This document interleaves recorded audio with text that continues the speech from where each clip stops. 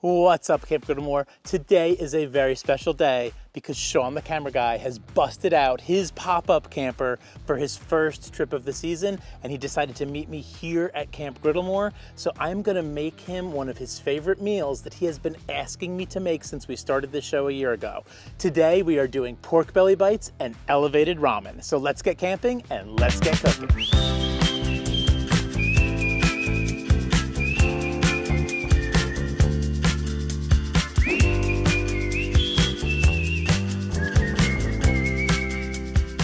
So a few months ago, Shawn and I were camping with some friends at Assateague State Park, and we basically did like a ramen party where we brought a bunch of different types of ramen, a bunch of different types of nori, a whole bunch of different ingredients, and we let everybody make their own ramen. So we're kind of gonna recreate that today. So Shawn, which ramen are you picking out of the 4 options that we have?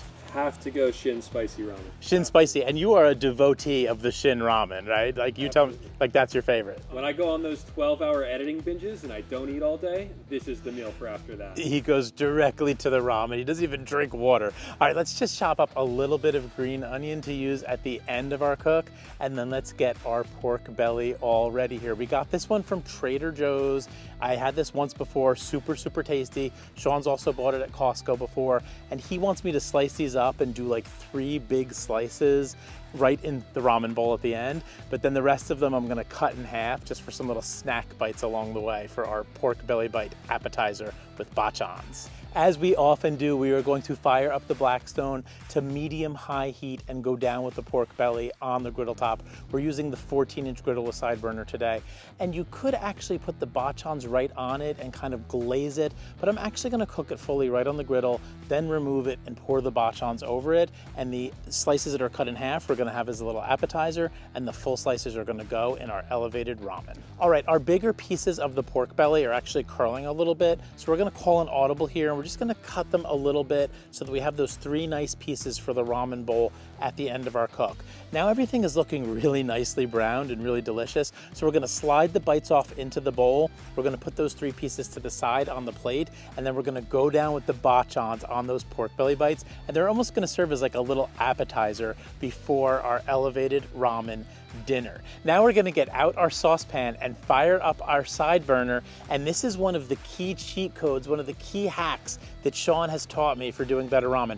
We are not using water, we're actually using ramen broth that we got at Walmart. Shawn told me you have to get the ramen broth, and it was really hard to find because it wasn't with all the other broths, Shawn. You could have told me that.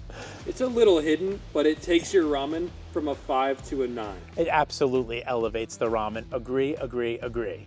All right, Shawn, do you want me to add these 2 flavor packets in, or do we not need them because we're using ramen broth instead of water? I think you absolutely still need to add them. There's 2 packets in there, one is seasoning and one is just dehydrated. All right, let's dump them in and let's go. For some of you, if it makes it a little bit too salty, you might want to leave them out. I've tested this extensively, 3.5 minutes exactly, and then we're ready to go. All right, let's assemble our bowl of elevated ramen. Let's start by putting down some sliced carrots, then our 3 pieces of pork belly. Try to line them up perfectly if I can.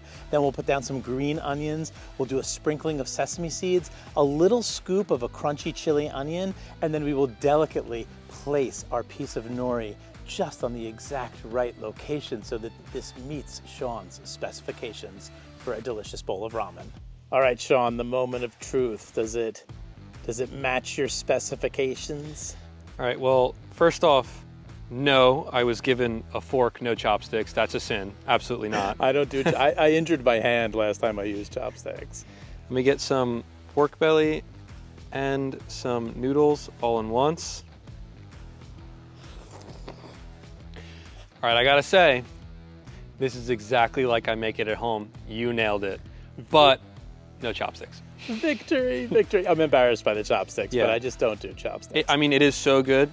You have the spiciness from that packet, the nice umami from that ramen broth. It's super good. The nori adds so much to it. Carrots, green onions, and that chili onion crunch stuff it's really good. And you cracked me up when I told you that I didn't have chopsticks. You were like, oh, let me run in the pop-up camper and say you thought you had some in the pop-up camper. I actually usually have chopsticks in my car, emergency chopsticks. Everyone needs those.